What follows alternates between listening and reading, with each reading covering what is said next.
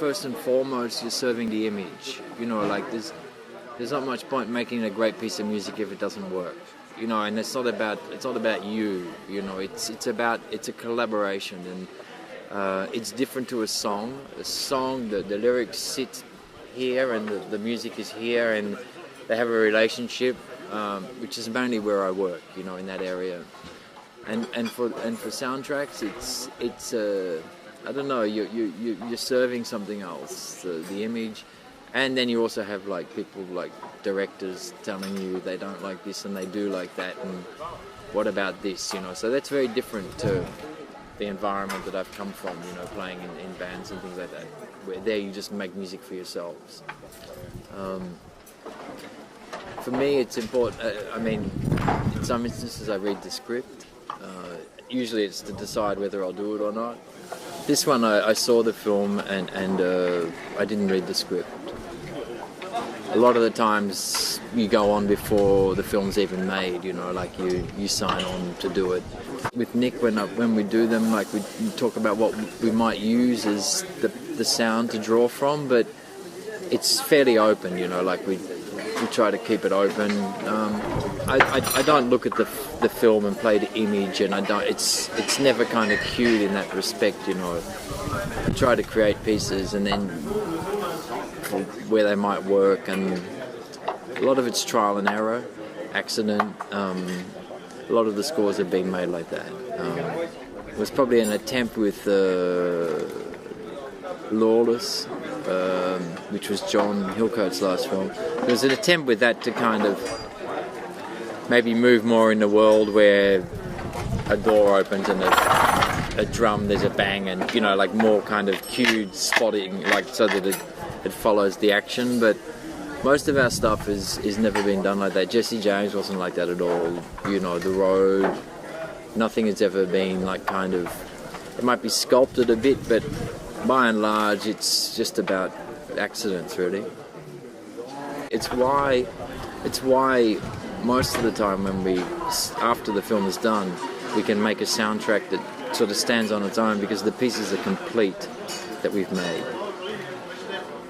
They're not just like a 15-second idea to fill a spot, you know. There's nothing worse than in a movie when you state the obvious. So there's a sad scene and suddenly the kind of violins come in, and or if there's a kind of shootout and it gets all rowdy.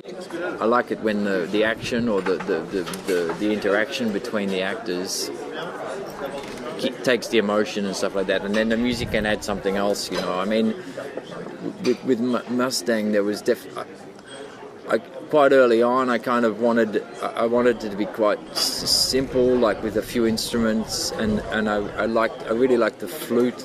There's a nervous energy about it, but not in an obvious way. It was a bit of a kind of a nod to John Carpenter or something like that, where he has, you know, Escape from New York or something, where you got these fabulous soundtracks, you know, for these films. I never write.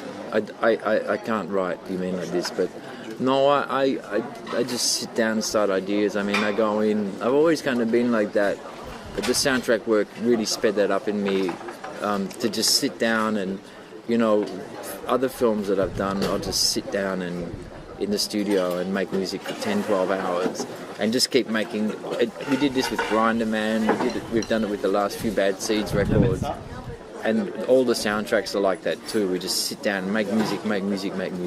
Unless you kind of like the style, there's no point in working, because with me or with me and Nick, because, you know, you have to kind of like what we do, because it's not the sort of irregular approach to making a score. And, you know, some people want to see a temp score and they want to know what's going to happen, and this is very much about finding it at the time of making it, you know.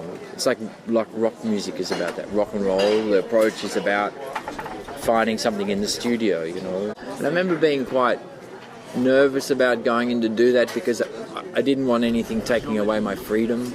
You know, I wanted to create artistic, and in a band you just do what you want and fuck everybody else, you know, like you fuck them, you know, like you just make it for yourself. And it was quite intimidating, the idea that a director could come in and go, hey, I don't like that.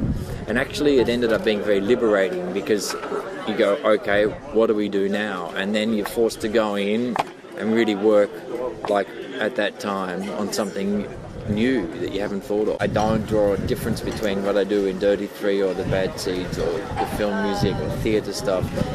Like whatever I'm doing, I kind of hope that I'm going to go somewhere else, somewhere different than I went last time.